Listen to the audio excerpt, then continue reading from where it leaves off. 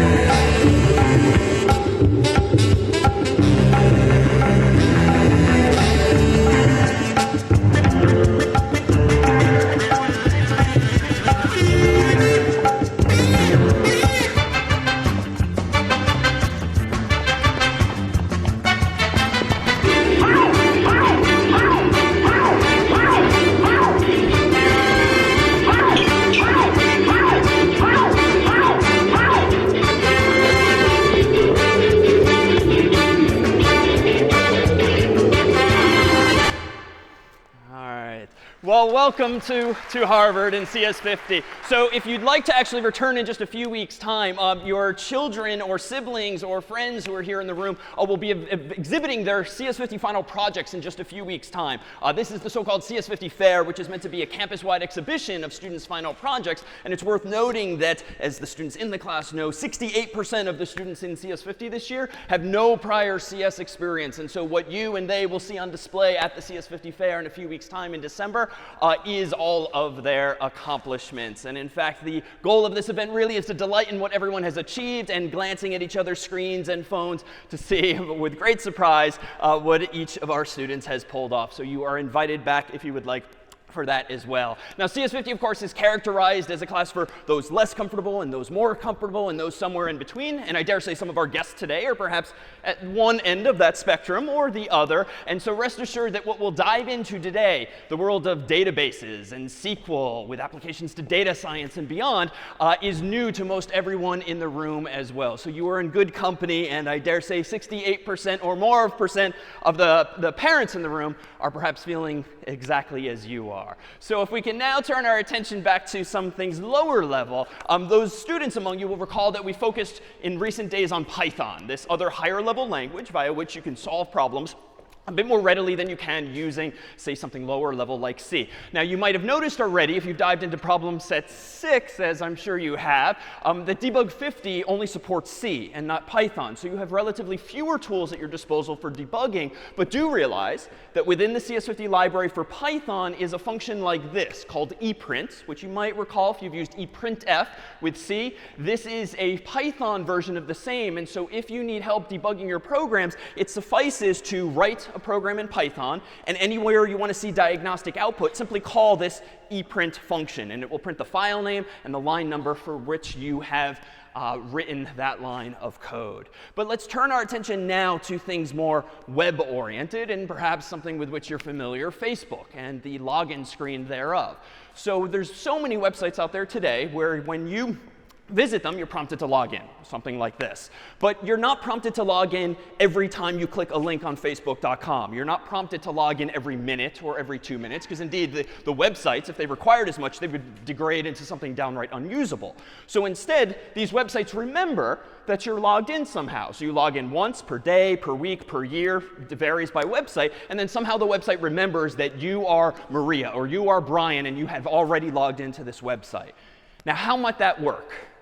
How does Facebook or any site like it, Gmail and beyond, remember that you are logged in once you are logged in, even though you only type your username and password once? OK, so they store information on the server. And indeed, that's exactly right. On the server, as we're now starting to see with Python and today with SQL, you have the ability to store information on a server. We saw very simply about a week ago the ability to store data in like CSV files, just text files on the server. That's not going to be very high performing, so we're going to do better than that today. But you can also store data in variables inside of Flask while it's running, as we saw as well. But we'll need some more sophistication than that. But yes, we can certainly remember that Maria or Brian have logged in. But how do we remember from which computer or browser Maria or Brian have logged in?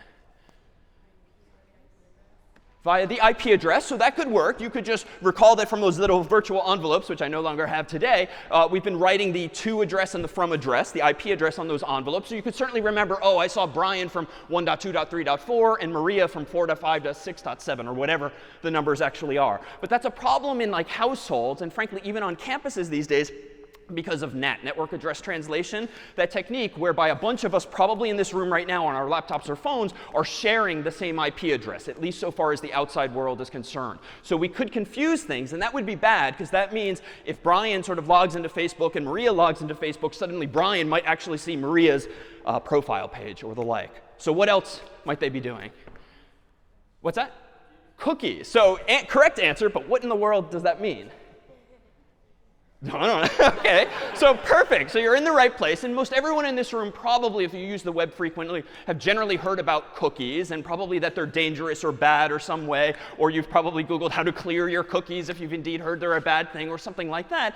And indeed, cookies are the answer to this question. But how does that actually work? Well, if you've been to like an amusement park or a club or some place where you typically have a ticketed access gate, sometimes if you want to come and go to and from the parking lot or out to the street or wherever, they might stamp your hand using like a little red stamp or invisible stamp or the like, and then you just show to the bouncer or the person at the checker that you have been there before because you have this hand stamp via their remembering you. So web servers and browsers are kind of the same. When you visit Facebook or Gmail or wherever for the first time and moreover log in, they essentially put like a digital hand stamp on your browser called a cookie. And that hand stamp happens to be implemented not obviously as ink, but like as a big random number that is given just to you. And it's stored either in your computer's RAM or on your computer's hard drive, longer term. And your browser, because it speaks HTTP, that protocol we've been talking about, it has been designed to show its hand, so to speak, every time you revisit Facebook, every time you click an email, every time you send a message, anytime you browse around on that same website, the browser is, without you realizing it, reminding the server of that hand stamp. So how might it be doing it? Where can a browser sort of tuck away information like this such that it's always in that envelope?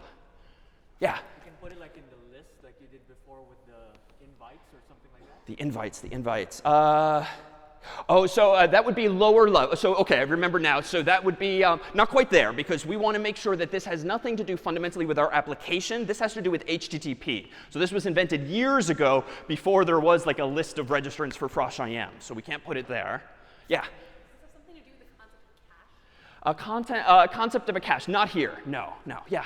Put it in the header? The headers. So the headers is where we have access to like metadata, sort of lower level technical information that most of us never see unless you poke around Chrome or actually sniff your own internet traffic and see. But we do have the ability within these HTTP headers to send, so to speak, this virtual hand stamp. So let's recall what these headers look like. So the headers that get sent in this virtual envelope when you request Facebook's homepage, for instance, might look like this. Get /, which means get me the homepage using version 1.1. The host I'm visiting, just as a reminder, is Facebook.com. www.facebook.com or www.facebook.com. And then below that is maybe more headers. We've generally waved our hands at it because they're not as interesting, but there might be some more information there too. Well, when Facebook replies, especially after you've logged in, it turns out one of the headers we haven't looked at, in addition to these, which we have seen, the response, the 200 OK from the browser, from the server, is that Facebook and servers like it are probably sending this header as well, literally set cookie, colon, and then a name and then a value, or a key and a value. The name here, for instance, I'm going to start calling session, as is the term of art. And then the value to the right can actually be anything. So value might be 1, 2, 3, 4, 5, 6, or any unique value that's sort of randomly generated by the server to remember who you are. And so session equals value is like, this is your hand and this is your value. That is now the cookie that's been planted on the computer. And what your browser thereafter is supposed to do is not send set cookie, that only comes from server to browser, but whenever you on Facebook request another page, click a friend's profile page or the like, your virtual envelope will contain not these familiar headers, but also cookie session equals value. And so that is the presentation of that same key value pair. So if Facebook now, to your point earlier, remembers that user 1, 2, 3, 4, 5, 6 has logged in, and that user happens to be named Maria, and we can store that information on the server, every time Facebook sees this same hand stamp or sees this same session equals value, it'll be like, oh, that must be Maria. And so I'll show Maria her messages and her profile page and all that comes with it in a website. So let's take a step back, because the mechanism is as relatively simple as this, even though it's certainly arcane, and you have to kind of know what you're doing to leverage this. But is there a threat here? Like, why might cookies be dangerous? And why do people tell us occasionally to delete them?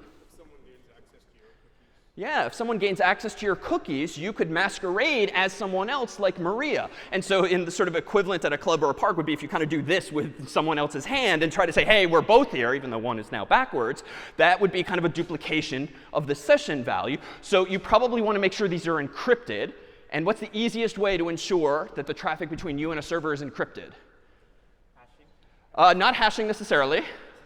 SSL, or the HTTPS prefixed URLs. And thankfully, and this story has changed over the years, thankfully web servers are getting better at supporting HTTPS, because then all of this stuff, even though the browser can see it and the server can see it, it's at least encrypted or scrambled to anyone who's eavesdropping and trying to see what's going on between the two. But there have been bugs along these lines. In fact, it was just a few years ago in CS50 where just days or hours prior, a security researcher had presented at a conference some very easy to use software via which you could hijack other people's sessions, or session hijacking being the term of art here. And what he had implemented was this plugin for Firefox, another browser, and that would allow you, when you ran this guy's plugin, to just sniff all of the wireless traffic in the same room. And it would show you, so user-friendly, a list of all of the session cookies that were kind of going back and forth through the air, so to speak, that were not encrypted. And this was, I don't know, 4 or 5 years ago when HTTPS existed. It's just not a lot of websites were actually really using it. So a lot of really popular websites weren't using it. And so the demonstration in class, which thankfully we can't do anymore because most websites have been more secured, it was as easy as clicking a button for me to log into that year Rose's Facebook account, because she was using Facebook during lecture, and unbeknownst to her, so now was I. And it was simply a matter of capturing this kind of value. Moreover, if these session cookies are stored, as they're called, on your computer's hard drive, there's just yet more remnants of where you have been on the web. Not just that little drop-down menu, but elsewhere on your file system might be reminders, for better or for worse, of where you have actually been. So for these and other reasons, do you sometimes want to clear these, or at least be mindful of them? And frankly, from a development perspective, one of the reasons why we keep encouraging you, students, to use incognito mode occasionally for development purposes is to essentially clear all of your cookies. Incognito mode gets rid of all of your cookies temporarily so that you can interact with the server in a more predictable way. And for software developers, that's just useful, not to be confused by older, stale cookies. Any questions then about cookies? All right, so who cares? Like, that's all fine and good. Now we can be a little more paranoid when using the web. But what can we actually do with this now that's actionable? Well, if I go ahead into CS50 IDE, let me go ahead and open up an example that you can also look at later on via the course's website. And this is a little web-based store that I whipped up. It's super common these days to buy things on the web. And of course, when you're buying things on the web, hopefully the website is remembering what you are interested in. If you go to Amazon.com and click Add to Cart, where does that go? Well, let's think about it. Amazon is somehow remembering, after I logged in, who I am. And we can assume that they're doing that via cookies already. So they're putting some hand stamp on my hand, and my browser's reminding Amazon on every page click that I am me who logged in previously. So what do you think the server is doing anytime you add something to your cart, or quantity 2 of your cart, or something else in your cart? Where's that information being stored as well? Say again? Also, so in the header, it suffices just to put that cookie, because you proposed actually earlier that we can store stuff into the server, whether it's a CSV file or in RAM or today in a database. If you can store anything you want on the server, it suffices just to remember via this cookie that the person has logged in before and uniquely identify him or her thereafter by that cookie's value, 1, 2, 3, 4, 5, 6, or whatever it is. Yeah? Like there's a list associated with your cookie? There's a list associated with my cookie. That is actually the perfect segue to yes, exactly. And let's take a look at what that actually means. So this is a web-based application. To those of you in the audience who weren't here last week or the week prior or the whole semester, this is a programming language called Python.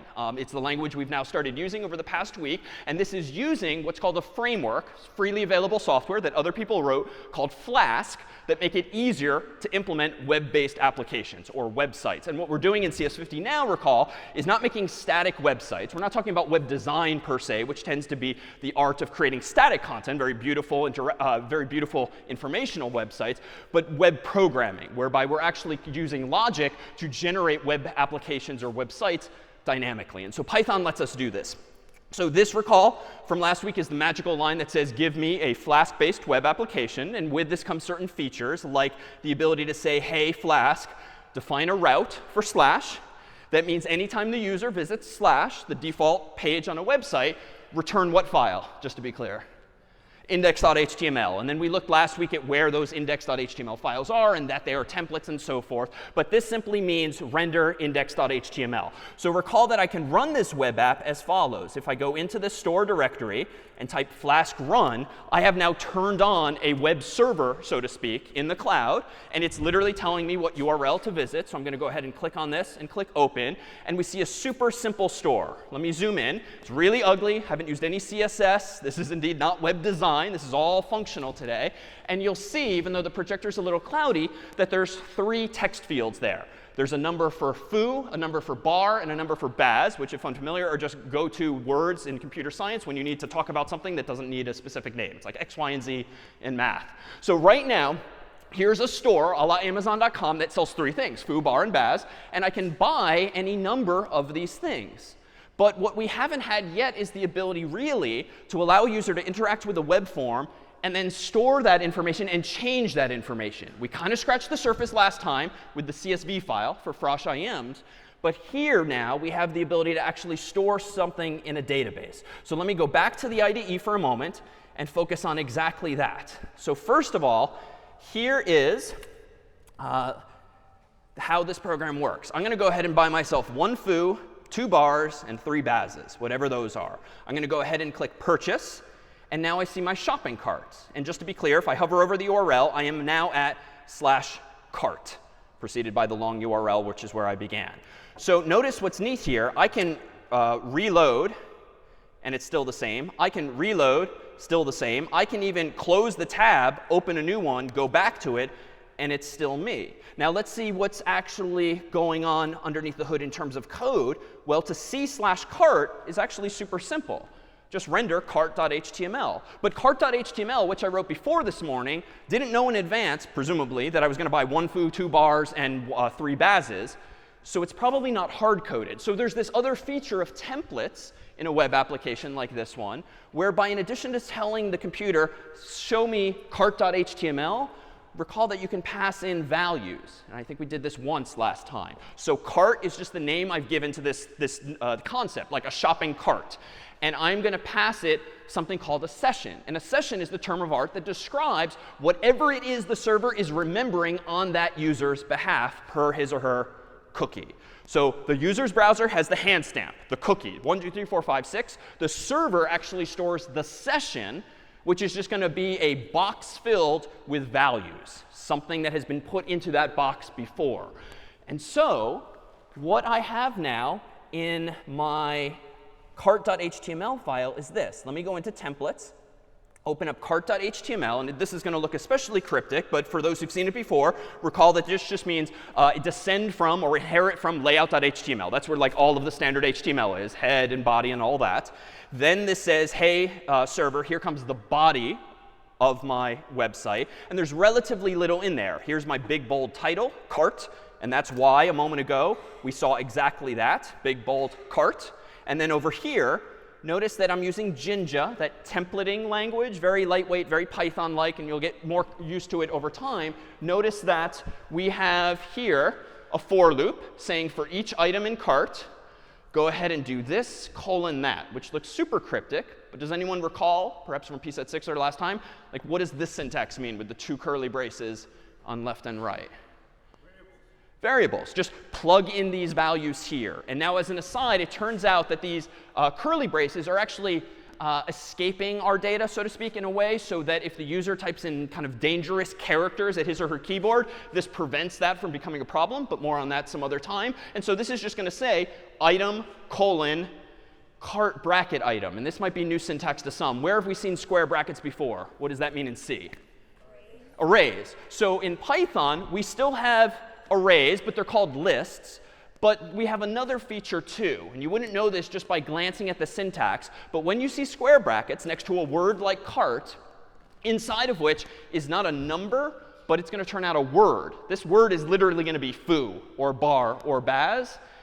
This is a way of using a hash table or a dictionary, or a dict in Python as it's called, whereby if the cart is what's been passed into this template, and inside of the cart are a bunch of items like foo and bar and baz, you can get the number of foos by doing cart bracket foo, which would look, if I hard-coded it like this, you can get the number of bars by doing this, and you can get the number of bazes by doing that. And yet, if I just plug in item, which is a variable, I'm going to get out, within this loop, the foos, then the bars, then the bazes, and so forth. So what is the end result? Let's go back to the browser. When I hit reload here, the reason we're seeing foo, colon 1, bar, colon 2, baz, colon 3, is because of that template. And if I reload again and again and again, I'm seeing the same thing because my browser is probably doing something. So let me do that. Let me go to inspect. Let me go to network.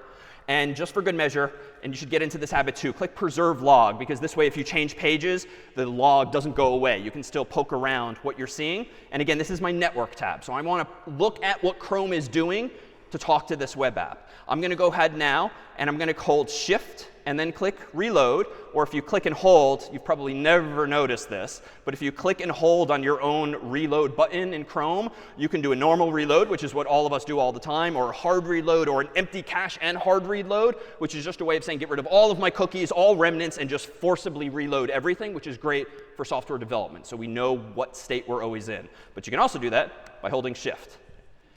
Whoops. And clicking reload. So let's do that. Reload. And here we go. That made one request, because there's no images or CSS or fancy stuff to send more requests, more requests. This is going to be a little overwhelming at first glance. The IDE itself uses cookies for other purposes. So you are seeing bunches of cookies that have nothing to do with this application, has to do with the programming environment. But what we can focus on is this here. Notice that anytime I get a response from the server, it's indeed sending me set cookie and then some value. Now, this is a longer value than 1, 2, 3, 4, 5, 6, but it's the same thing, a big random number. So what's happening is that is the server's way of telling my browser, you are user 1, 2, 3, 4, 5, 6, or whatever that big long number was, and my browser is now just supposed to present that again and again and again. So lastly, what is actually going on when we continue shopping, and let's say buy 10 of these, and 10 of these, and 10 of these, and click purchase? Notice that if I look at the form, this is going to /update, and it's via post.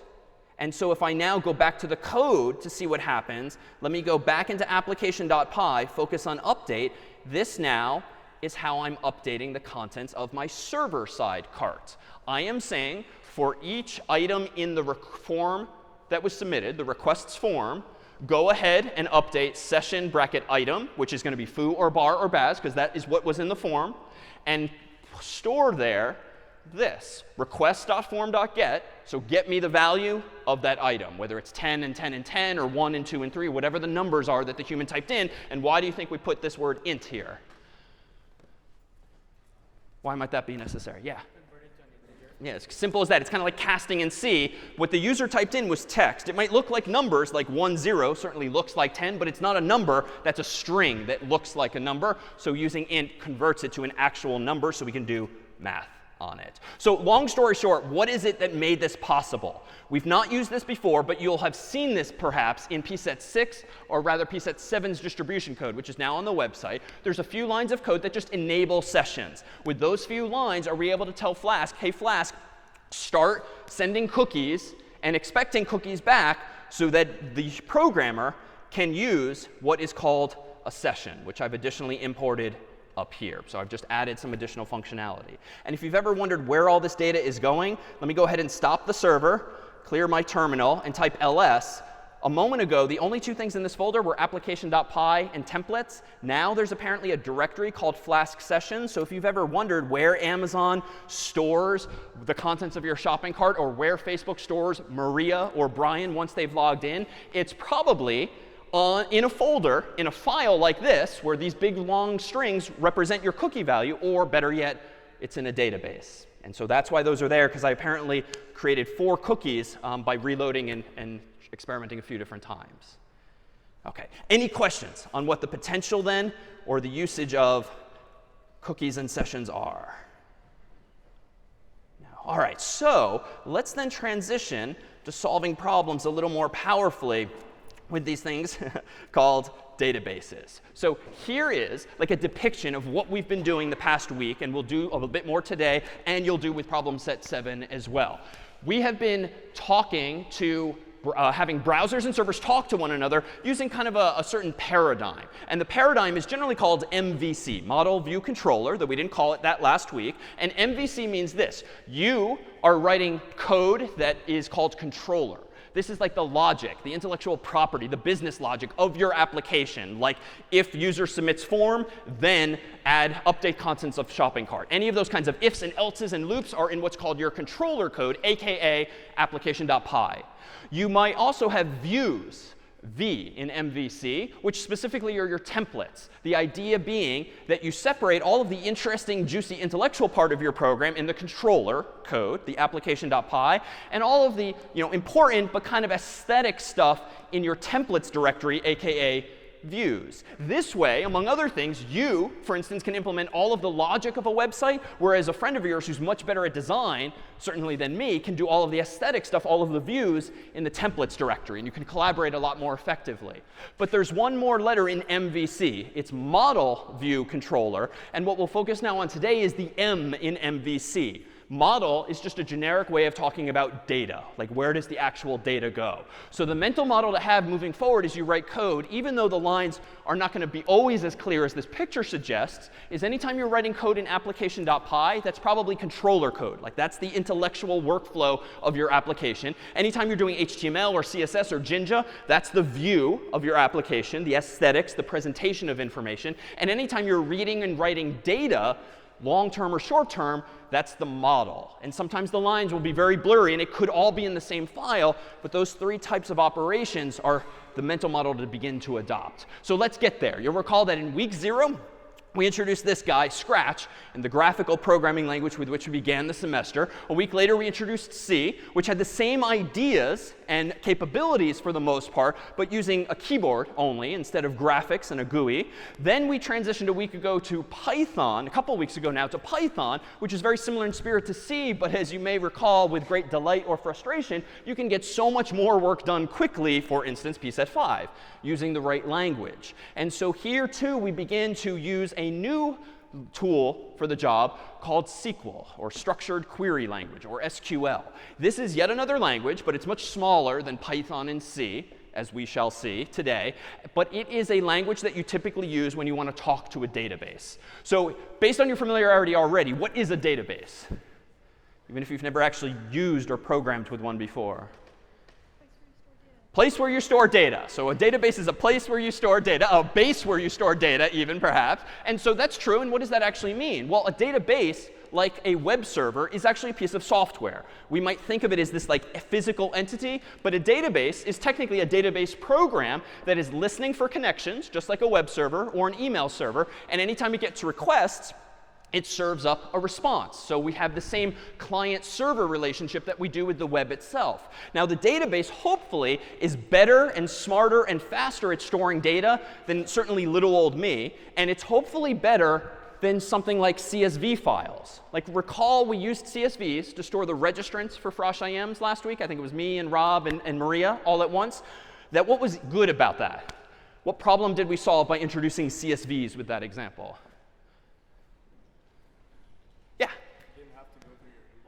You didn't have to go through my inbox, right? One of the other versions of the registration program were to just email the proctor in charge of Frosh IMs, which is fine, because he or she can just use labels and keep track of it there. But that's not a database. You're just kind of abusing Gmail as a database. So why not put it in a text file instead, like a CSV? Because what kinds of programs can open CSVs? Like Excel and Numbers and similar spreadsheet programs. You can import it into Google Spreadsheets as well. So that was a plus of using CSVs, but what's perhaps a minus, even though we didn't really experience the minus so much? Harder to what? It is harder to do stuff with it because at the end of the day, it's just a stupid text file, and we humans have agreed to put commas in between values we care about, but that's it. Like, there's no features. You open up that file, you're just going to see ASCII text and commas with them. You get no, like, features, no functionality. And did you have another thought? It's inefficient. Why? It's harder to find things. Certainly not in the case of like me and Rob and Maria, but as soon as you start having hundreds of students registered or thousands of customers in your database or hundreds of thousands, like the CSVs, the best they can do is linear time for everything. You have to search the entire file top to bottom. So wouldn't it be better if we can borrow ideas from week 0, integrate them into the context of this problem, databases, and actually query for data, ask for it, change it, delete it, and edit it much more readily than simple little text files allow? So what should you be thinking about when you think about a database? Well, there's different types. And today we're going to focus on what are called relational databases, which is a fancy way of saying tables of columns and rows. So this is a screenshot of Google Spreadsheets, with which you're likely familiar.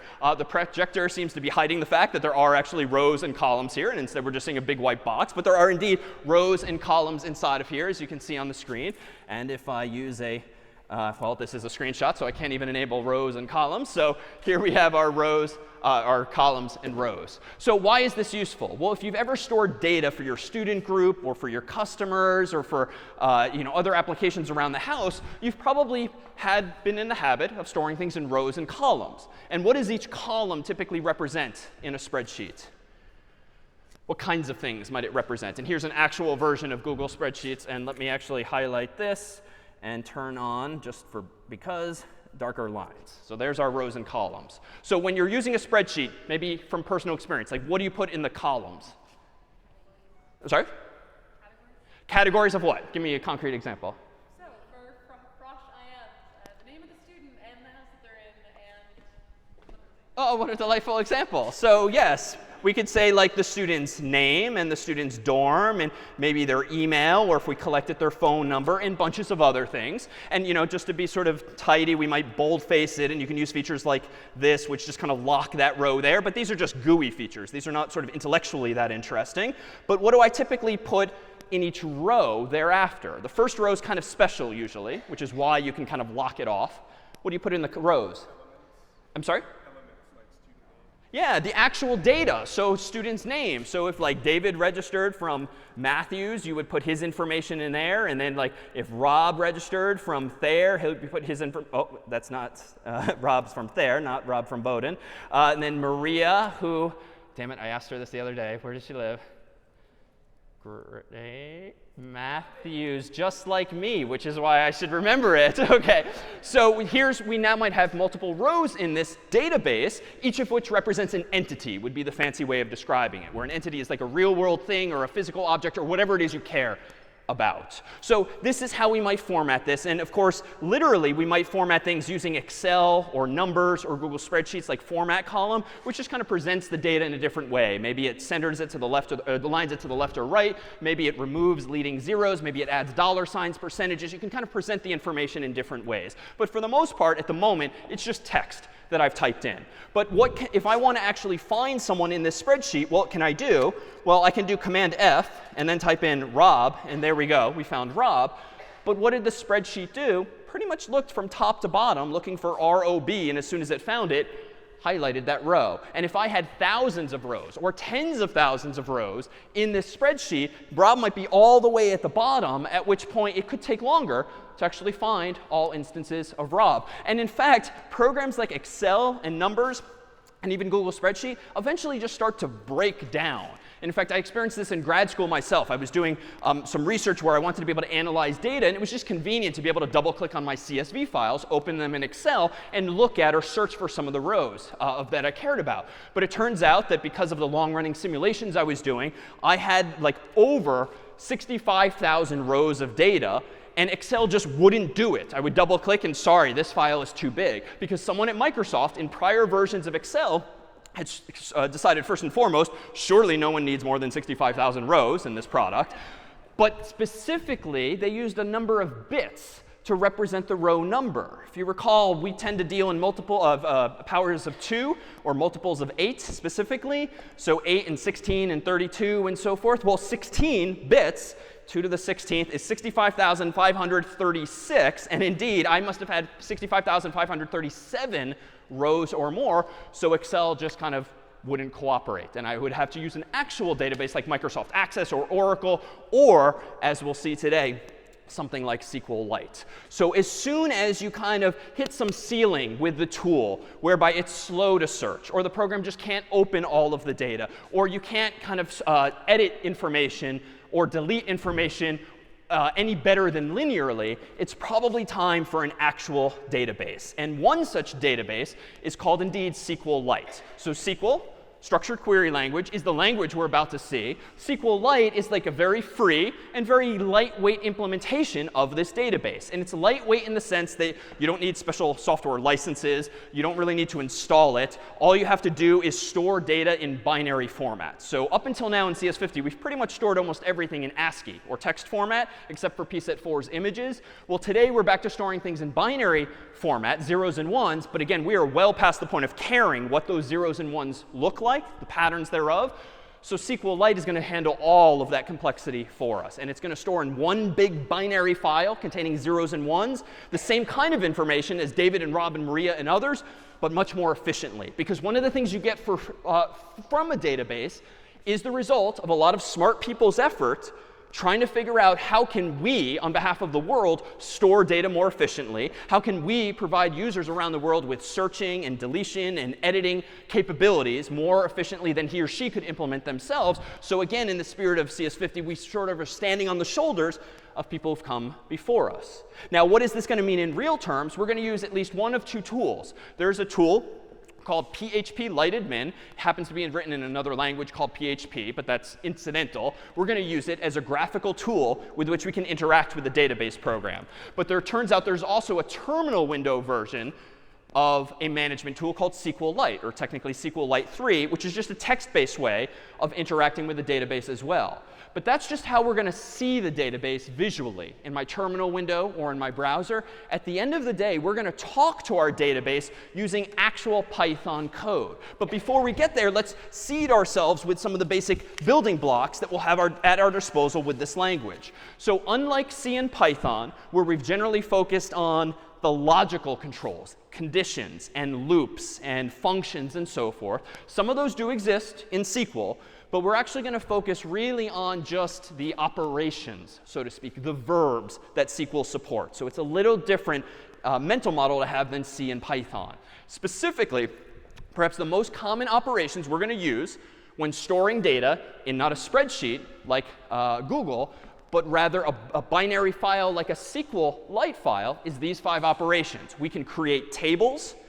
We can create, we can insert rows. We can select rows from the table. We can update rows in the table. And we can delete rows from the table. So these are kind of like what you would expect you would get from a database program. It's just these happen to be the terms of art as well. Like these are the verbs we use. And it's conventional to capitalize them, but they don't strictly need to be. So let's look at a few examples now. If I wanted to, in an actual spreadsheet, in an actual database program, create kind of the equivalent of this idea, rows and columns in things called tables, here's how I might do that. So in my administrative program, which we'll see in a moment, or in code, I might do lines like this. One at a time, we'll review. So in yellow now is create table. So if you want to create the binary equivalent, the computer equivalent of like a Google spreadsheet for Frosh IM's registrants, you would literally do create table, quote unquote registrants, where that's the name of the table or the sheet you want to deal with. And then this didn't fit on one line, so I wrapped it, but this is technically one long command. Then in parentheses, you specify a comma-separated list of all of the columns that you want to have in that table. But, and this is fancier than Excel and numbers and Google spreadsheets, you specify a few other details as well. For instance, if my leftmost or first column is going to be called ID, and my second is going to be called name, and my third is going to be called dorm, so similar to what you proposed earlier, but we're not going to worry about email and a phone number and the like, and I have added, for good measure, a unique identifier, an integer, to identify each freshman registering for sports, there's a few other details I'm clearly providing. Like what type of information is a name going to be clearly? Text. And indeed, SQLite has a data type called not string, but literally text. Similarly, is dorm going to be text? But ID is going to be a little different. It could be text, but we get better efficiency if we just use numbers to uniquely identify humans, right? Because even in my name, D-A-V-I-D, how many bytes is that minimally? How many bytes? D-A-V-I-D. 5, yes, 5 bytes total for DAVID. But if we instead represent me in a computer using a number, like the number 1 or 2, or even the number 2 billion, if we have a lot of users, how many bytes does it take to store that number? 2 billion times 5. Well, even fewer. If my Harvard ID number is just a single number, like 1 or 2 or 2 billion, how many bits do you need to represent an int like that? Typically, we've used 4. You could use 8 if you want a bigger integer, but generally speaking, it's going to be fewer than the number of characters you're actually caring about. And so that's why I might use an integer. We'll come back to what primary key means in just a moment. But long story short, that line, those lines in yellow, if executed in a database program, are going to create the equivalent of a spreadsheet containing 3 columns that I care about. Thereafter, if I want to insert someone like myself into that table, this is how you use the SQL language to do so. You literally execute insert into registrants, which is the name of the table, then a comma-separated list in parentheses of the columns for which you have values that you're about to provide. And this allows you to change the order if you really want, but I'm just keeping it clean and going left to right. Then you literally write values. And then in parentheses again, you list a comma-separated list of the values that you want to plug into those columns. And again, it's up to you to make sure that if you say ID first, you put a number first. Name second, you put the name second, and so forth. That's where we're in control. Meanwhile, if we want to search for everyone who has registered for Frosh IMs, we're going to see syntax like this. You're going to say to the database, select star everyone from the database, specifically from the table called registrants. And that's going to return to you literally every row somehow in code from the table. Meanwhile, if I want to change my name because I wasn't sort of following directions and they technically wanted my full name for sports, well, here I can do update registrants, the table, set the name column equal to David Malan, but this last part is pretty key. If I don't put where ID equals 1, what intuitively do you think might happen in the database? All the names go to David Malan, which is probably incorrect. And some of the course's head teaching fellows will remember years ago, we actually had a teaching fellow named Michael Tingley, whose nickname was Tingles.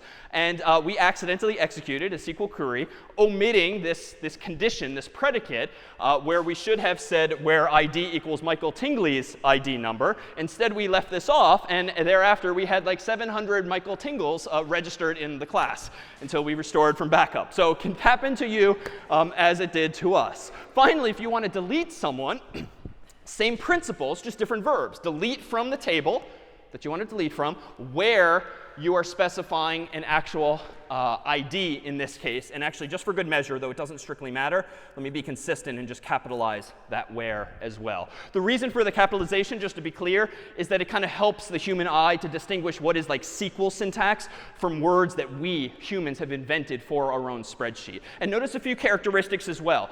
I have standardized on all lowercase for my column names, ID, name, and dorm, which is common but not strictly required. The table as well is all lowercase. But what is absent from all of these field names is I'm not using spaces.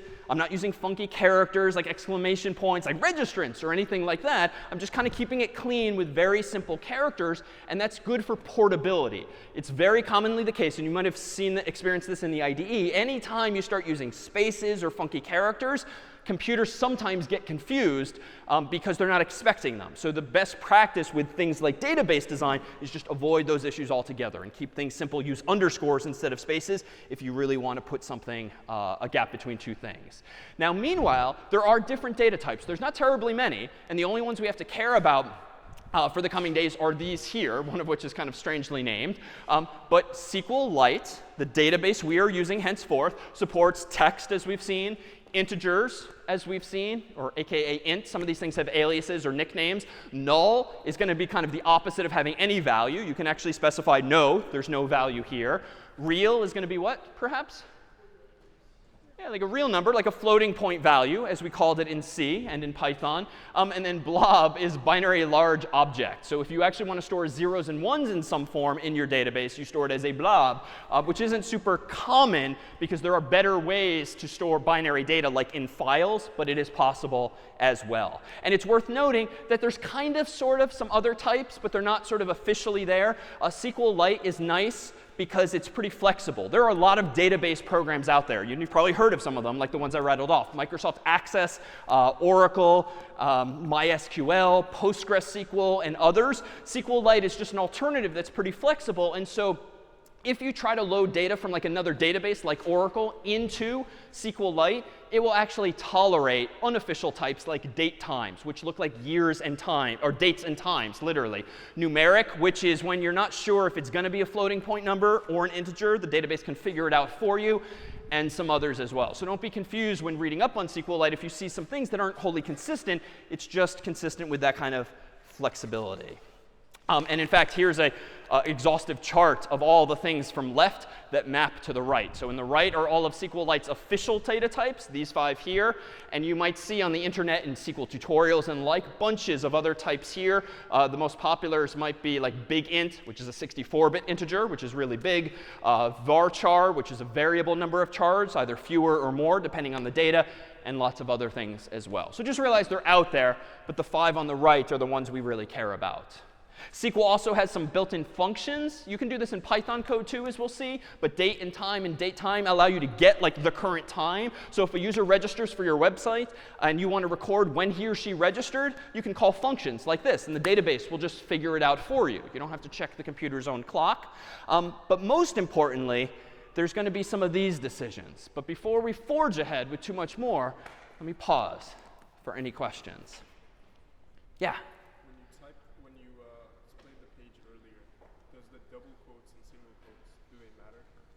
Good question. Typically, no.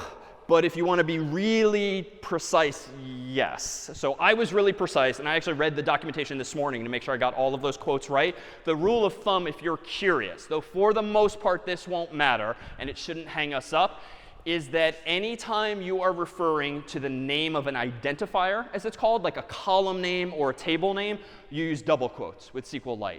Anytime you're referring to a literal string that the human has typed in somewhere, like with David Malan, and like with Matthews, you use single quotes. So if it's kind of user input, single. If it's a name in your database, then it's double quoted, but it doesn't typically matter. So don't fret too much.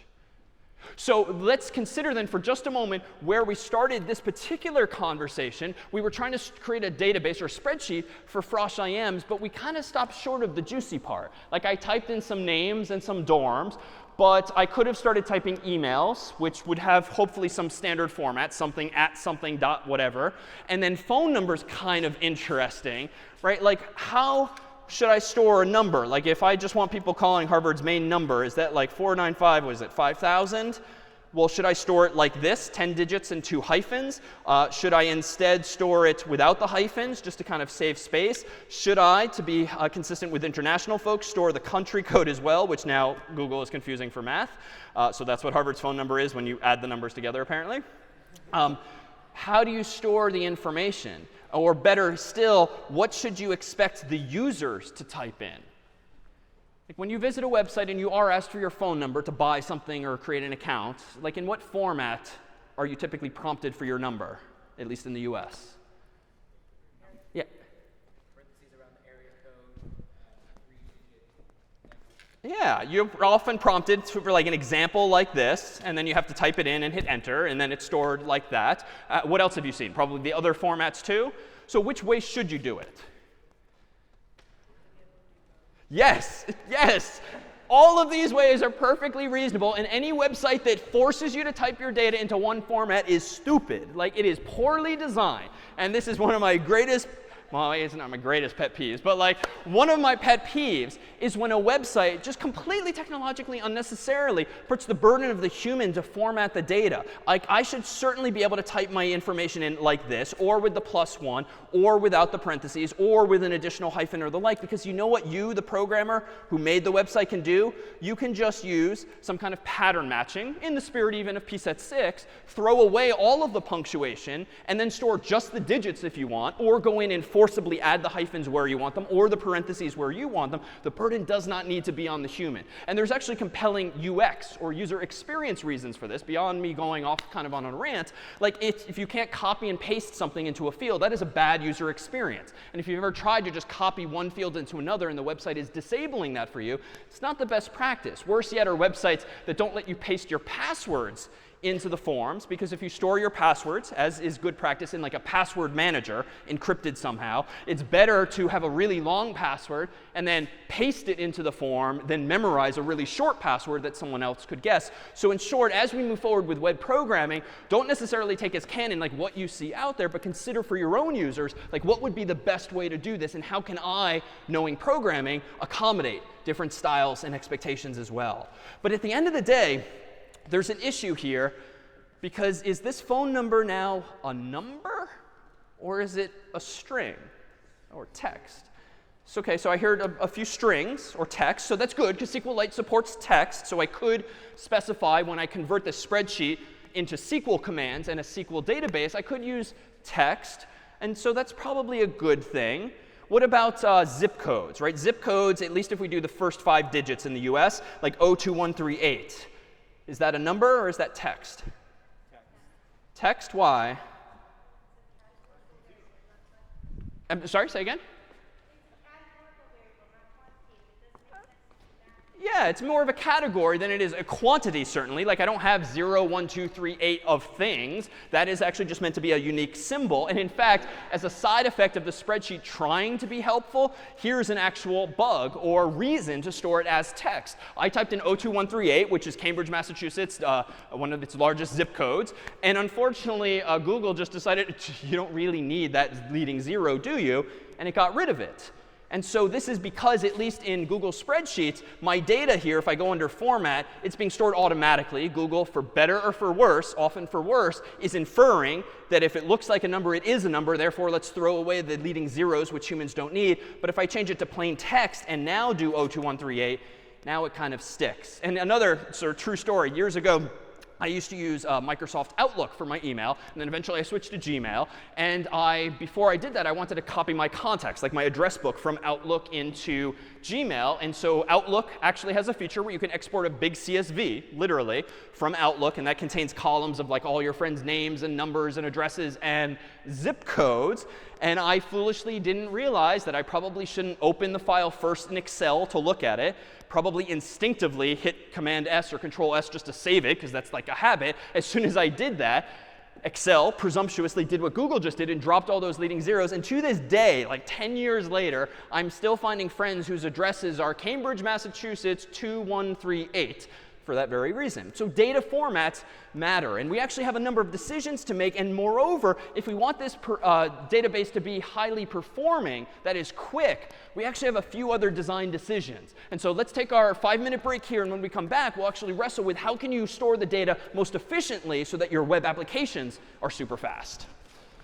So we are back. And let's see what problems now arise besides the most immediate, which was the phone number. So let's consider that these aren't necessarily students registering for Frosh IMs, and so therefore they don't just have dorms and so forth, but maybe these are actually like customers in a database, Amazon customers or the like. And so people are indeed going to have names, we'll say, and people are going to have addresses, and people will have phone numbers still, email, and maybe some other identifiers as well. So when it comes to storing actual data here, and just for clarity, these will be my column headings now.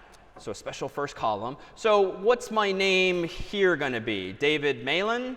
Should it be David? Like, how do you actually think about something as trivial as this? And what are some of the upsides and downsides? Like, which should it be? David Malan. OK, so David Malan is what we store. OK, but now, later on, I realize I'd really like to send customized emails to my customers. And it feels kind of lame and informal if I say, Dear David Malan, where clearly it's not very intimate. I'd like it to say, Dear David, comma. So how do you address that? OK, so maybe we should store first and last name separated. So to do that, maybe I'll just kind of redo this and actually call this first and then call this last. And so now I can keep my 2 columns separated. Other thoughts? That's pretty good. Or, sorry? Oh, so we have like the greeting as well, which you might be asked by a drop-down or a text box too. So maybe we need that as well. So technically, I should probably move this over like this. And this will be like the greeting. And maybe this will be Mr. or some number of other symbols. So we might have to deal with that as well. What about address? Let's move on to that. Because honestly, with most of these questions, there's not necessarily a best answer. There might be some best practices, but even then you're going to hit corner cases. For instance, now, anytime I do want the user's first name and last name, I'm going to have to concatenate them together, which is fine. It's not a big deal in Python. It was a bigger deal in C. So there's these trade-offs. Like I just have to now do that or write more code later. What about the address? So it might be 33 Oxford Street, the CS building, in Cambridge, Massachusetts, 02138, USA. And let me even make more room for all of this. Good? Bad? Why? Let's go here. Yeah. Sorry?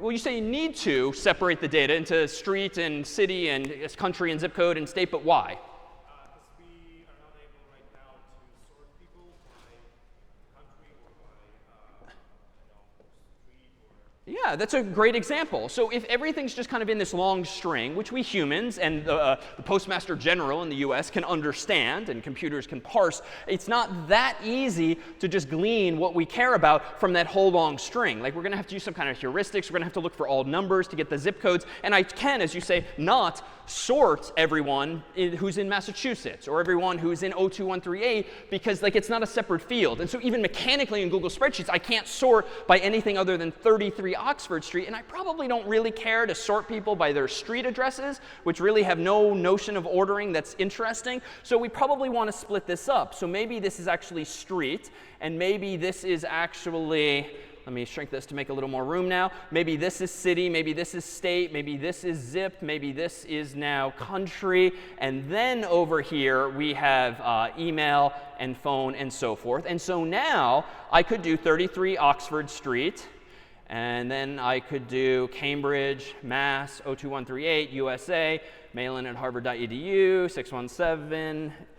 4495. See, this is why you should allow user input in different formats. 495, 5000, and so forth. OK, so suppose we do that. But you know, Rob has an office in the CS building as well. And so he's actually Mr. Rob Bowden. So now he and I are both there. And oops, we didn't fix this. So technically, let's go back here. 02138. And now it's like Rob at cs.harvard.edu. And maybe we share the same office number. So, and there's certainly like dozens of other people in the CS building, if not a couple hundred. So this is actually yielding another problem. At least if I keep typing, I'm going to dislike this for some other reason. What's also bad about this? Yeah? The office room, yeah, so we didn't specify the room in the building, so we're missing data altogether. What else really rears its head over time? Yeah? It's very redundant. What is redundant? Repeating itself over and over, wasting space with information that you have. Which information is redundant then? The street, because you're all in the same office building, all in the same city, all in the same Yeah, there's a lot of, I mean, literally I copied and pasted, which in coding in general should kind of be a bad sign or a bad habit, certainly if you do it more than just once. And so Cambridge is identical, Massachusetts is identical, zip code is identical, and even though this is going to be a small white lie, it's probably the case that every zip code actually maps to a unique city. So if I know 02138, do I really need to store Cambridge, Mass, Cambridge, Mass, Cambridge, Mass for everyone? Like, no, it's probably all the same. So I should be able to delete some of this data. And this kind of messiness is a problem that databases can now solve. You could do this in Excel and in Google spreadsheets and so forth. You can, quote unquote, normalize your data by factoring out commonalities. But to do so, the most common way then is to start assigning unique identifiers to things. So for instance, if I want to go in here, let me give myself a new column, call it ID. And I'm just going to be user 1, Rob will be user 2, and then 3 and 4, and so forth. We're just going to use an int to keep it simple and efficient, because now it's only like 32 bits or maybe 64 bits, no matter how long the human's names and street names and so forth are. Let me just fix the borders so that everything looks uniform. So now I've done this. And you know what? If you've never noticed, like Excel and Numbers and Google support multiple sheets in a spreadsheet. So just for good measure, let me actually rename this to customers. And you know what? I'm going to go ahead in Google Spreadsheets, give myself another one called cities. And then here, I'm going to do something like this. I'm going to store over here maybe let's say, city and state. And actually, you know what? Because cities, I'm going to claim for the moment, are uniquely identified by their zip codes, let's just put zip code there. And then in this spreadsheet, let's do, preemptively this time, plain text, 02138 shall be Cambridge, Massachusetts. And now, back in my customers database, which of these columns, A through I or so, do I actually not need anymore? Yeah, I don't need this. I don't need this. I probably still need zip. So let me just go ahead and delete these and start to assuage your concern, which was this redundancy of data. Now, I can do a little better, but now at least I'm storing zip code only. And actually, this is getting a little lazy. Let me get rid of country as well and just put this in here as well, if we're generalizing zip code to be postal code now, say. And this shall be USA. So now my customers table has a lot less redundancy. So clear upside is that it just takes up less space. And less space means less money and just more room for other things. So that's surely good. But it probably means too, it's easier to update the data, right? If Cambridge, for whatever reason, changes its name back to Newtown, as it apparently once was, we just change it in one place, not for every resident in the customer's table, and so forth. So this is just a good principle, right? Anytime in coding we've done something again and again, or in CSS even, like we've tried to factor it out. In HTML, we factored it out with templates or with functions or with other techniques. So this normalization process feels like a good thing. But you know what? 02138, we can do a little better, because that's a string. We could just store this as a number. So you know what I'm actually going to do? I'm going to also have in this spreadsheet a column called ID, whose value for this city is going to be 1. And then for subsequent cities, it's just going to be an arbitrary number that's just increasing and unique. And so now what I can actually do here is I don't strictly need to store even 02138-whatever, whatever. I can just store the ID. And I'm going to go ahead and call that zip ID, just to make super clear to me that now this is just a number. And so by starting to assign arbitrary but consistent unique integers to all of our data, you can kind of relate them back to one another by looking up one value in the other. So for instance, if you're looking at this table as a human and you see that, oh, David and Rob live in zip ID 1, you do have to ask a follow-up question, which is, well, what is zip ID 1? You can only answer that by looking at the cities table, checking it, and be like, oh, Rob and David both live in Cambridge, Massachusetts, 02138, USA. So it's added a step. But it's also massively shrunk the amount of data we need, assuming there's more people in the world than just the two of us. And there's millions of users or thousands of users or just otherwise contexts where you have lots and lots of data. And in fact, as an example of this, what we put together on the course's website is a Google spreadsheet that has a whole bunch of sheets. This is based on a freely available open source database that looks like real data, but it's mostly taken from like one guy's iTunes account and then made up names and company names and so forth. And you'll see that this is actually a database for like a digital music store, a la iTunes or Google Play or Spotify or whatever. And so there's different entities in the world of digital music. You have album names. You have artist names. You have customers who might buy those albums and listen to those artists. You have employees at the company who is selling the music. You have genres for those songs, because this is actually a very slippery slope whereby over time you're going to have lots and lots of data that ideally would be in multiple places at once, but that's just bad design. Keeping it factored out is ideal. So if we glance at this album title, or rather album tab, here are all of the albums that this digital music store sells. Here are the unique IDs, album ID, that have been assigned to those albums arbitrarily, but first permanently. And then here are the artists who published those albums. So the only way to know the artist name is, at least in Google, I'm going to actually have to scroll over to my Artist tab, and oh, OK, here are the artists and their numbers. Meanwhile, all of these albums later or songs are associated with genres. So here's all the genres and the IDs associated therewith, and so forth. So you're welcome to poke around this kind of data later. Here's even data involving birth dates, so dates and times and so forth. Here are invoices, like the addresses and the cities of people who bought this music supposedly in the sample database. But honestly, this is very, very, very quickly becoming really, really annoying. Right? Because if you, the human, just so much want to know, OK, who produced Restless and Wild, Artist 2, who the heck was Artist 2? This is not good for humans. But this is good for computers. We just need a language with which to reconstruct what we want and query for and change what we want. And that is the kind of thing that SQL is going to do for us. So let me change to another tab here in CS50 IDE. Let me find the right tab here. So if I go back to CS50 IDE, let me introduce a tool called PHP Lite Admin. Name doesn't really matter, but this is a tool that comes with the IDE, and we downloaded it for free off the web and just installed it for you, that allows us to do this. I have among today's distribution code a file called lecture.db. .db just means it's a database. It could be another file extension as well, but this is one of the standard ones. And notice that, let me close the console. If I double click this, this is going to open a special tab in the IDE called PHP Lite Admin. What I am now seeing is the contents of lecture.db. Lecture.db is a binary file, zeros and ones, that represents a SQLite database that I made before class. So I essentially downloaded all this data, I made a few changes to it, and then saved it in a file called lecture.db.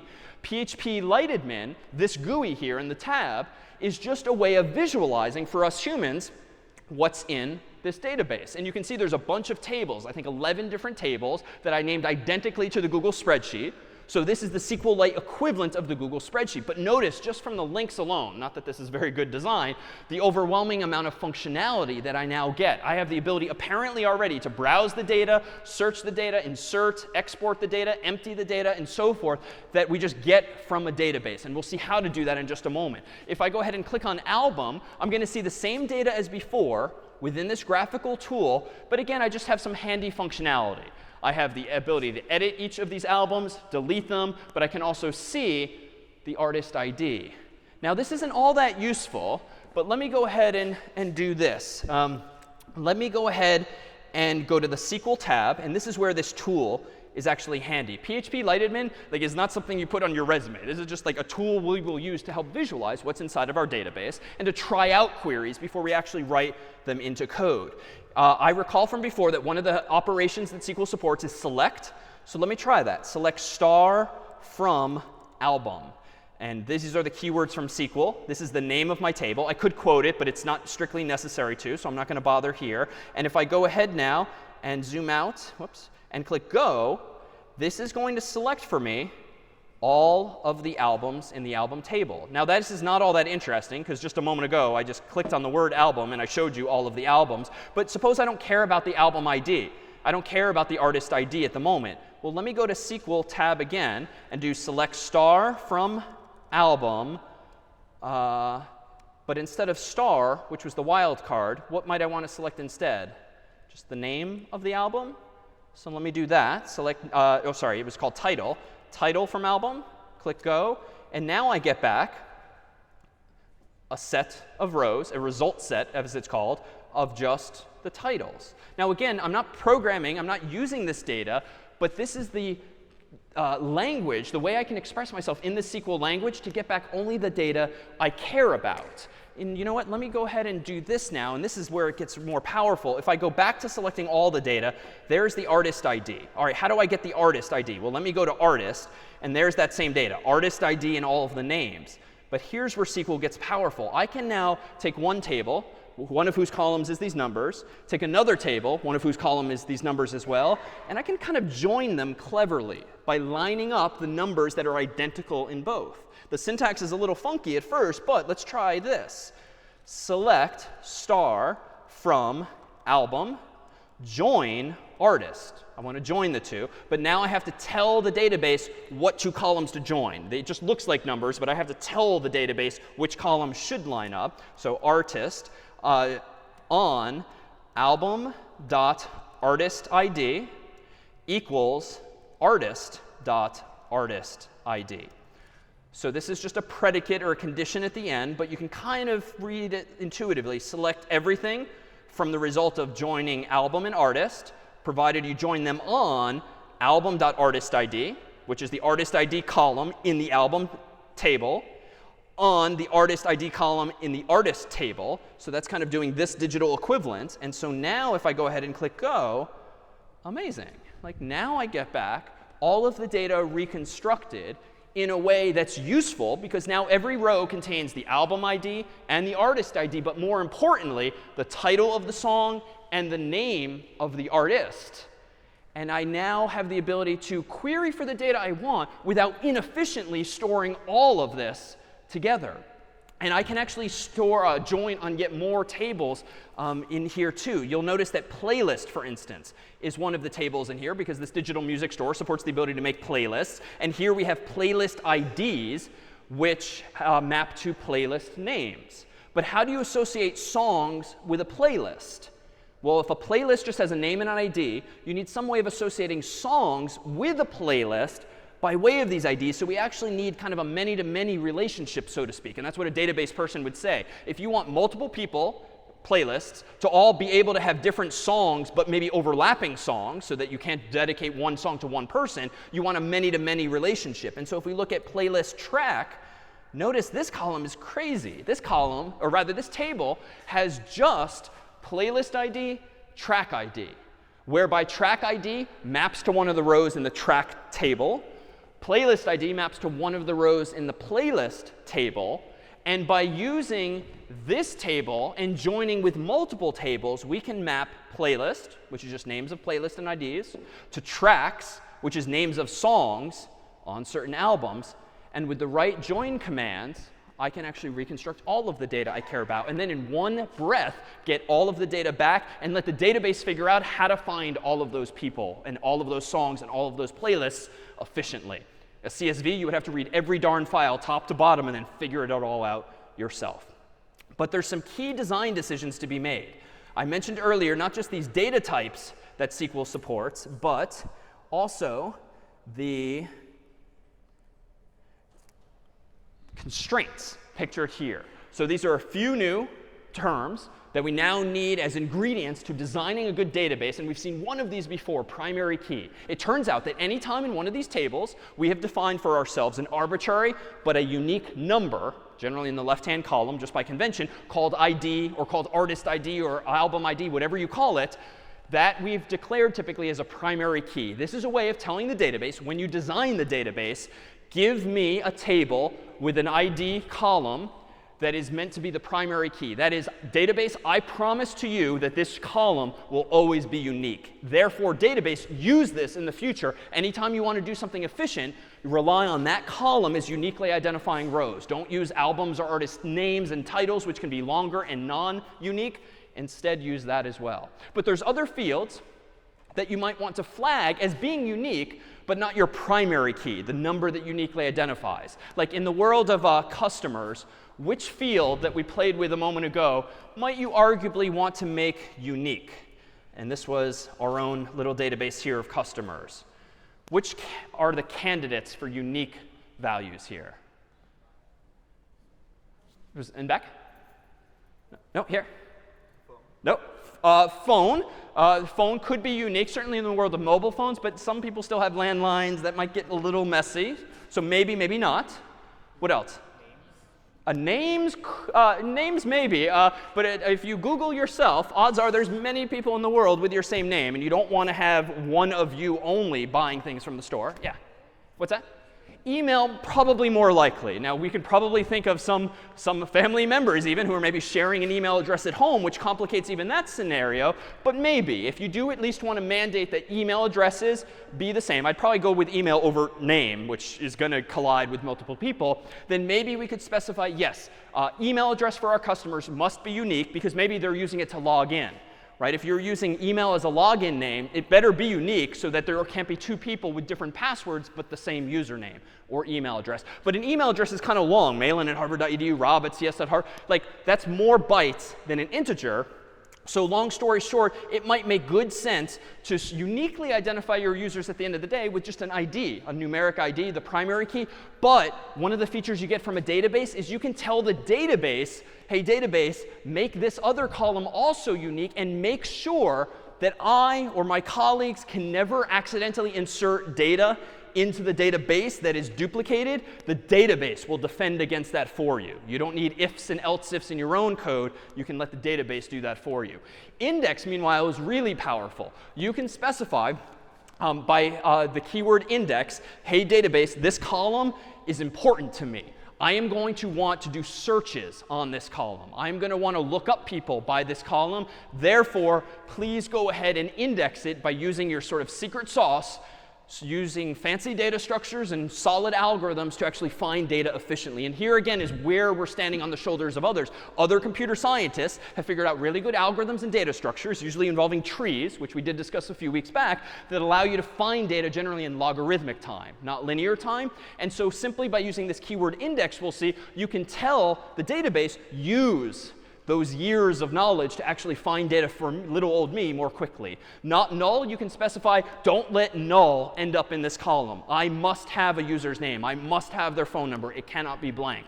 Foreign key is even more fancy, but we've seen it already, in fact. When we looked in just these examples here, rather for the songs database, notice that in album, we had two types of IDs.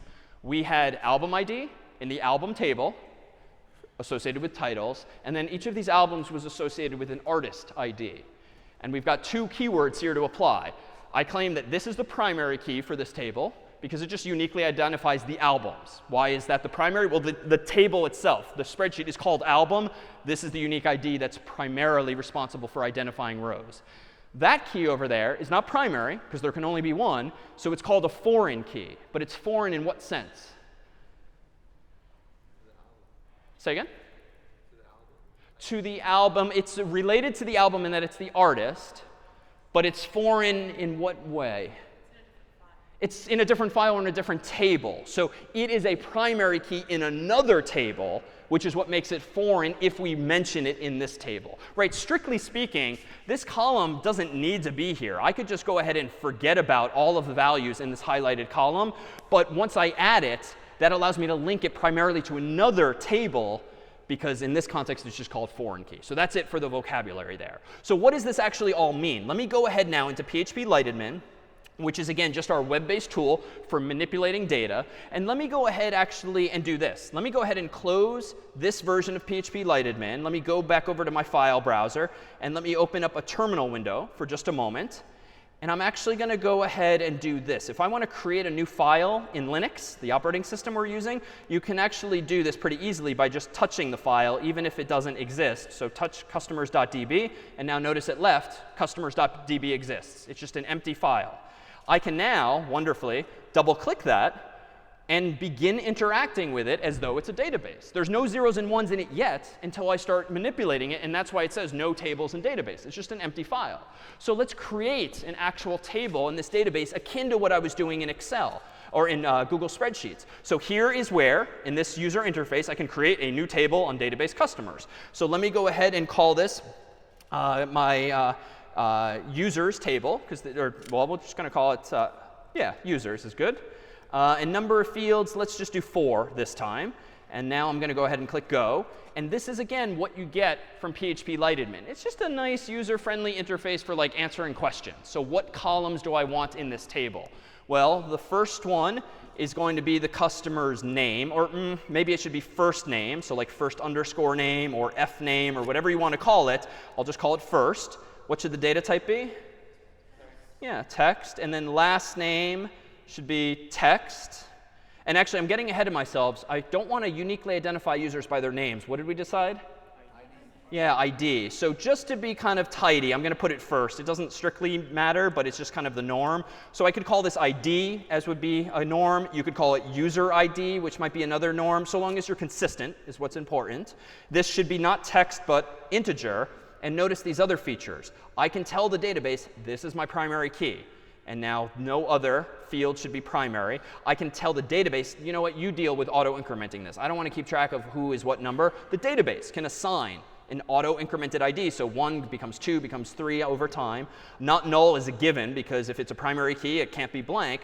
And then this is irrelevant here, but you can give default values. So for instance, if for whatever reason people want to remain anonymous in their name, we could say, well, the default name for everyone in my database will be Bob or something like that, but that is kind of silly as well. We probably want to say that there is no default value, but rather first name and last name must not be null, so that the users must cooperate and provide us with a value. As for the last one here, I don't know. We'll just use email for now. We'll make that text. And it turns out you can't specify in the database that an email address must have something at something. We're going to have to do that if we ever want in code. But I can at least make it not null.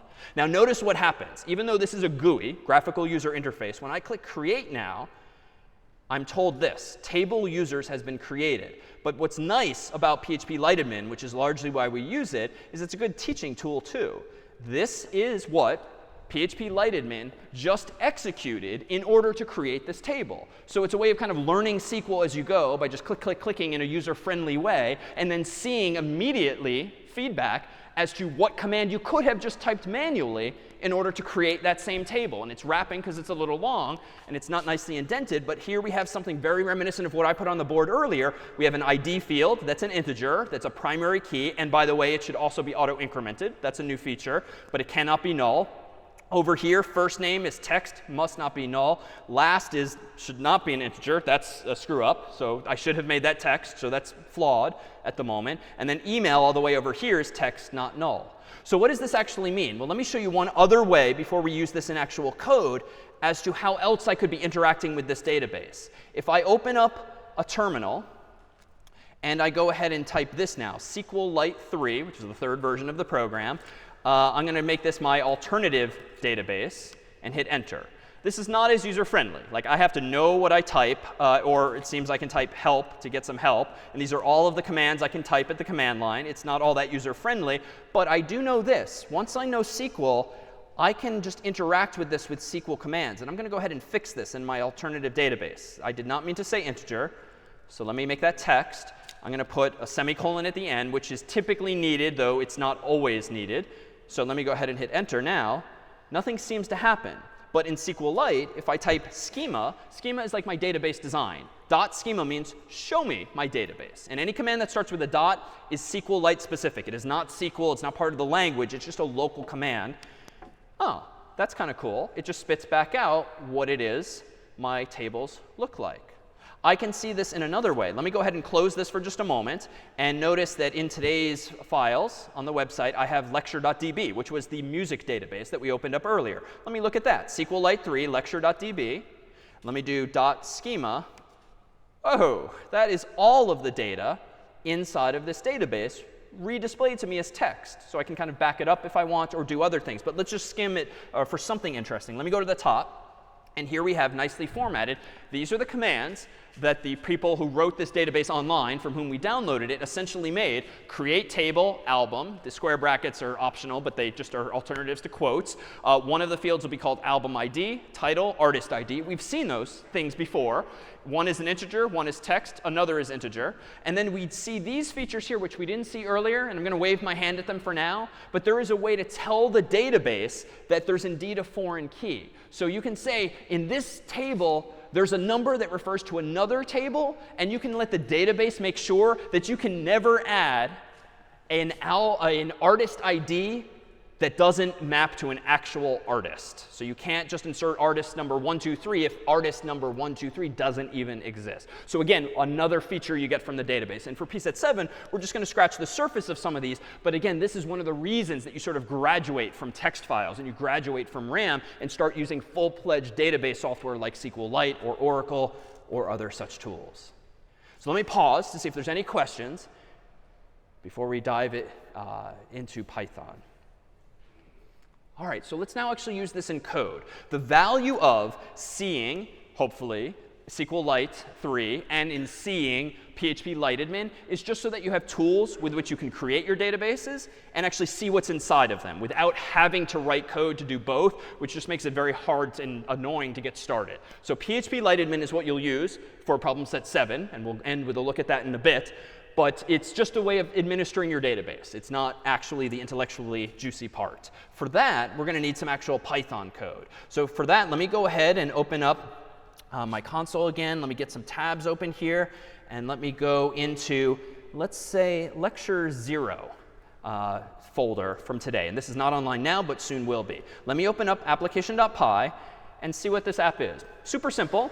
This is just copy-paste pretty much from past examples. And notice that it has one route / that's going to render index.html. And then what is that template? Well, index.html is one of two files. My layout is the big generic HTML structure of the page. Index.html looks like this. It's a big to-do. So let's actually do something with this program as follows. But first, let's take a stepping stone. Let me go into New File. Save this as lecture.py. It's just a local script, nothing to do with web programming just yet.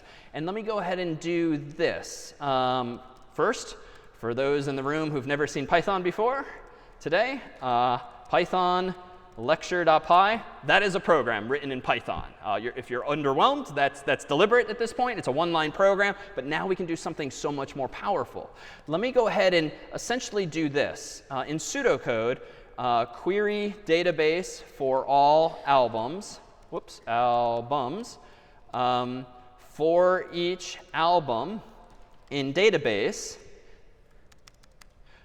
print title of album. Like suppose this is now the program we want to write. How do I do this? Well, in Python, I'm going to go ahead and do this. From CS50, import CS50 SQL library, which will be introduced again in pset7. And it just makes SQL a little easier to get into. And for your final projects, you're welcome to drop use of the library altogether. It's just training wheels. And I'm going to do this. DB for database, but I could call that anything I want, is going to get a SQL database whose file is of type SQLite, // just because .db. So long story short, this one line of code just says, hey, Python, open a SQLite database called lecture.db that's in the same directory. That's all. So after that, I have a Python variable called db. And this is a variable that allows me to talk to the database in code. And this is the missing piece so far. The only way we've interacted with lecture.db thus far, and lecture.db, again, is the musical database, is by using PHP Lite-admin, which is just this administrative GUI, or SQLite 3, which is the command line version of the same. We haven't actually done anything intellectually interesting by querying for data in a programmatic way. I've done it all very manually, but not now. Now let me go ahead and do this. Let me say, go ahead and store in a variable called rows all of the rows in the table that are the result of executing select star from album. So I'm writing Python code, but inside of my Python code, I have a string, and that string has SQL in it. So what do I now want to do to implement this pseudocode? So that's what I've just done. That's my comment. Now I want to iterate over each album in the database. How can I do this? Well, let me go ahead and do that. So for each album in database, so for row in rows, old syntax by now, what do I want to do? I want to just go ahead and print out row. What were the columns in my album table? Yeah, it was album ID and I think it was title. I think it was title in the album one. So I'm going to do this, quote, unquote. I think it was called title. We shall see if I'm remembering correctly. And now let me just put my comment over here as well. So now we have a pretty short program that just executes a query. And it turns out, oops, I indented excessively. This variable, rows, contains what's called a result set. It is a list, an array, a list of all of the rows that match that query, which hopefully is all of them. Then this is just Python from a week or two ago. For each of the row in that rows list, print out that row's title. Now, what is this exactly? You can think of this as a hash table or a dictionary. Row is one of the rows. It has a bunch of columns, and the syntax in Python for indexing into those columns is just square bracket notation. This is a dict or a dictionary object in Python. OK, so let's cross my fingers, because I'm not sure if I named everything correctly here, and do Python of lecture.py, enter. Whew, it worked. So outputted here is every title from the database. Let me go ahead and just pick one, for instance, a soprano inspired, and just do another proof of concept. You know what? I don't want to get all of them. I want to go ahead and get where title equals, and now I will use quotes to distinguish it. So how many rows should this query now return? One. Hopefully just one. So let's see. Let me go ahead and rerun it, lecture.py. And very nice. And now two things printed, though, which we didn't see before because there was a lot of output, but it was there. It turns out that the CS50 library, to help you out, especially with problem set 7, always prints out this debugging information that you can technically disable. It's not part of your program, just kind of sent in addition. This shows you exactly what query was executed, which is going to be helpful because when you start using web programming, as we're about to as well, you can then see in your terminal window what your web app is actually doing to make sure you can diagnose any bugs in your code. But we can be fancier than this. Remember, for problem set 6, or soon see in problem set 6, that if you import sys for a Python program, this gives us access to what, among other things? Yeah, command line arguments. So what if I do this, where title equals something? I want that to come from the command line. So how can I go about doing this? Well, it turns out there's one other piece of syntax that you need to know from the CS50 library. The execute method supports what are called name placeholders, where you can essentially say this, :t, or :title, or whatever you want. It's just a placeholder. And I'm just going to call it t for title. And what you can then do is this. You can specify that the value of t shall be, for instance, sys.argv bracket 1, which will be the first word that the human typed in at the command line. And what is Python going to do? It's going to plug this into :t. That's all. It's just a placeholder.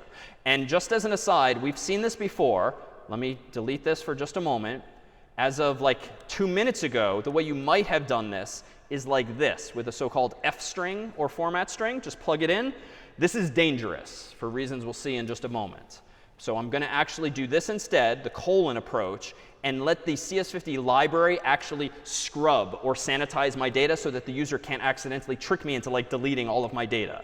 So now let me go ahead and do this. Python of lecture.py, whoops, Python of lecture.py, and now let me go ahead and type in that same title, which was, what was it, a soprano? A soprano inspired? Inspired. And now I'm using quotes. Why? Yeah, it's one phrase. I want it all in argv1. I don't want it partly in argv1 and 2 and 3. It's just going to be messy. Enter. Whew.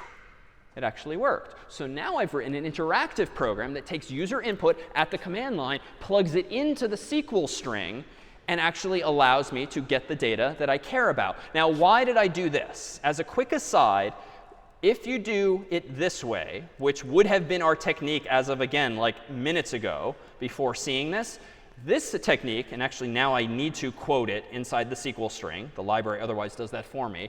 This is actually very dangerous. This is violating a principle that henceforth you should be very mindful of. Why might this be dangerous, just plugging in the command line argument to that string? I can put malicious code, so I can put like, I can put sys arg1 curly brace and then code curly brace like that. Exactly. You can plug in sort of code that you didn't intend. So let me go back down here. What if a really malicious user didn't just type in the beautiful name of a song, but did something like haha semicolon delete from album to try to delete your whole database? This isn't perfectly right. This won't actually execute properly. Haha is not a keyword. But The semicolon means that's it for this query. The delete from album is a valid query that we saw before. And this is what's called a SQL injection attack. And in fact, this is very common even today because one of the features you're getting from the CS50 library is sanitization or scrubbing of the user input. And the takeaway for today is that you should never, henceforth, trust the user's input ever, even if it's you. Get into the habit now of distrusting even yourself, lest you somehow inject data into your database that shouldn't be there. Let me demonstrate this as follows. So if you're logging in, for instance, to a Yale University website, your login form looks like this. Or at Harvard University, it looks like this, Harvard key. Now I'm going to sort of reveal what a password prompt actually looks like without showing the bullets, which is the norm. But in the context of the web, if a user were to type in seemingly dangerous instructions, maybe this could happen. So suppose that my name is me@exampleprovider.com or whatever, and my password is this funky single quote or quote unquote 1 equals 1. Like, this is not a complete thought. But notice it ends a quote here, and it lacks one here. So it's kind of like this partial thought. Because if an adversary out there on the internet is trying to hack into a Harvard or a Yale system or the like, he or she might think, what if someone at Harvard or Yale wasn't so bright and did not sanitize users' input and just trusted whatever it is? Maybe I, the malicious adversary, can try to finish their thought, so to speak, in a malicious way. And what does this mean? Well, suppose that the code that someone at Harvard or Yale have written looks like this. Give me a username variable and a password variable using syntax that we started seeing last week, and you'll see more of in problem set 7. This just says, get me whatever the user passed into the web application, as opposed to from the command line. And then suppose that the Harvard or Yale staffer actually executed select star from users where username equals this f-string syntax. What's interesting here is that they are correctly quoting whatever the string is supposed to be for both username and password. But remember what the user was about to type in a moment ago. If I kind of close one quote and then like leave one open, I can kind of inject arbitrary statements in here. And so what a SQL injection attack might look like is this. If I type in exactly those values, me@exampleemailprovider.com, and that funky password, notice if you look past the syntactic weirdness, what really this is saying. Where password equals quote unquote, which is kind of silly if your password is blank, or if 1 equals 1. Now, which of those statements is obviously true? 1 equals 1. And this is arbitrary. I could have said foo equals foo or anything. The point is, I sort of finished one thought with that single quote. Then I typed whatever I wanted because I'm presuming, a little cleverly, but also kind of guessing, because the adversary can't see this code. I just have a hunch that if I construct the right query, I can trick the database into returning any user because 1 always equals 1. So I'm going to get back a row, which is probably going to let me into the system. So what the end result is very bad unless you sanitize the user's input. So this other approach with which I started, actually using these colon-based conventions, which is very similar to %s in C, but it's just now SQL specific or SQLite specific. This now ensures that when the user types in even the most malicious looking data, CS50's library, or other libraries out there in the world that do the exact same thing, is going to make sure that any dangerous characters like apostrophes are escaped with backslash. So long story short, you don't even have to know or care what a SQL injection attack is fundamentally if you just practice good database sanitization techniques, which doesn't sound very cool. But it's very easy to do so by using, in our case, the CS50 library, but in the more general case, actually using a library like it. And so this is kind of a fun meme that kind of goes around the internet, supposedly like some actual person's car. This was meant to do what, do you think? Well, not just hide the license plate. This is probably one of those cities where you actually have cameras overhead that are using optical character recognition to bill the right person for their license plate or ticket the right person for their license plate. So this person, correctly or incorrectly, was presuming, hey, maybe the city of Cambridge has some buggy software that's not sanitizing its inputs like that. And before we look at an actual web example, I would be remiss if I didn't teach a generation of aspiring programmers this comic.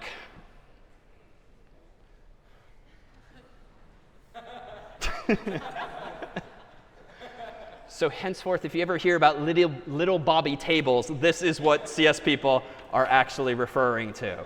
So let's actually now use this in a web context. So I'm going to go ahead and do this. I'm going to go back to the IDE, close out the command line program that I was writing a moment ago, and let's just fill in this to do.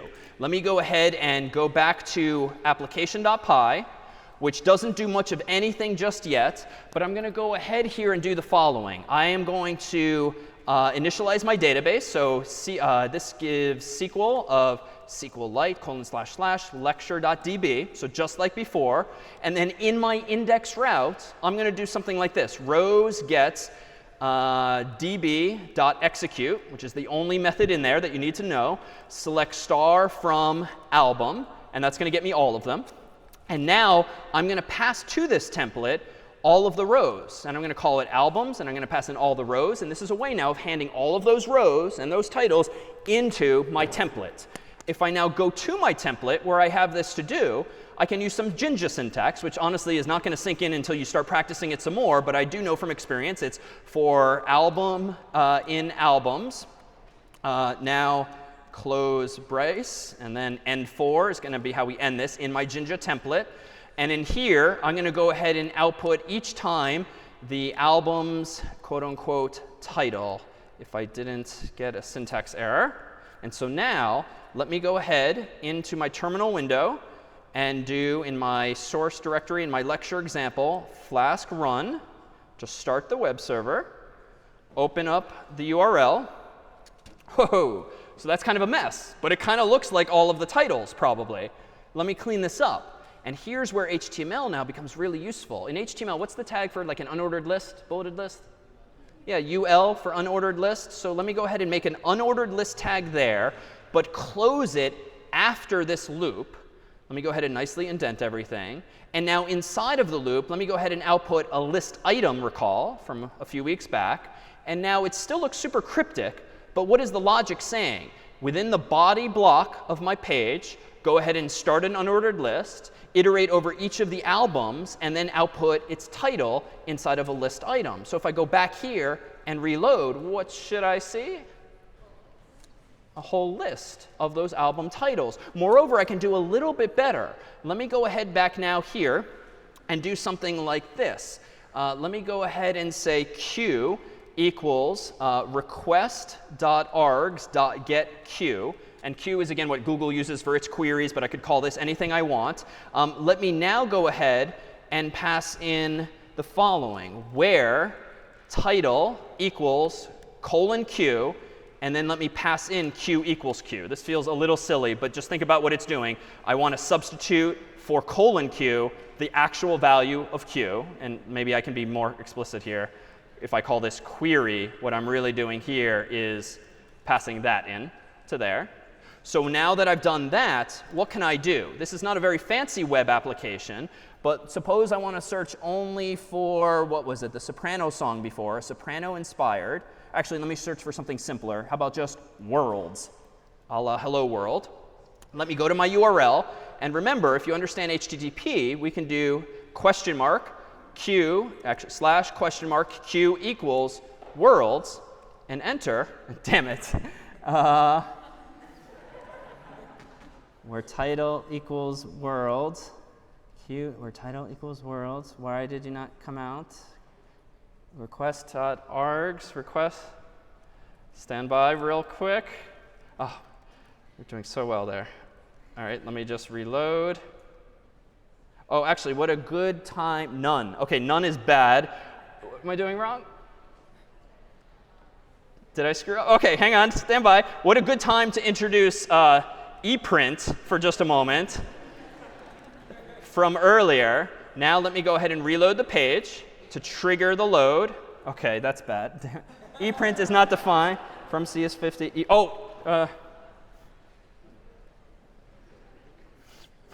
Oh, so close to. Yes! OK. In fairness, I have no idea what just happened, but it works. So let's now, with those inspiring words, give you a sense of what it is you're going to be doing with these ingredients. We focused a lot today on SQL and on database design, but the ultimate goal at hand is going to be to use these ingredients and use this new language to query for real information. So here is what we call CS50 Finance, aka problem set 7, and you'll be given a little bit of distribution code that essentially gives you a user interface similar to this that just allows users to log in and log out. But it doesn't allow users to register. It doesn't allow users to buy or sell stocks yet, as will be the goal. CS50 Finance is like building your own E-Trade-like website where you can buy and sell stocks. But it's going to integrate, thanks to code you write, with Yahoo Finance, which happens to provide essentially a very lightweight API, application programming interface, whereby if you ask Yahoo for the current stock price of a certain stock ticker, they will respond and actually give you that answer so you can integrate it into your website. So what you'll ultimately be able to do, and this is simply the staff solution, is build a website like this one here, such that I can go ahead now and log in to CS50 Finance as say John Harvard with his password.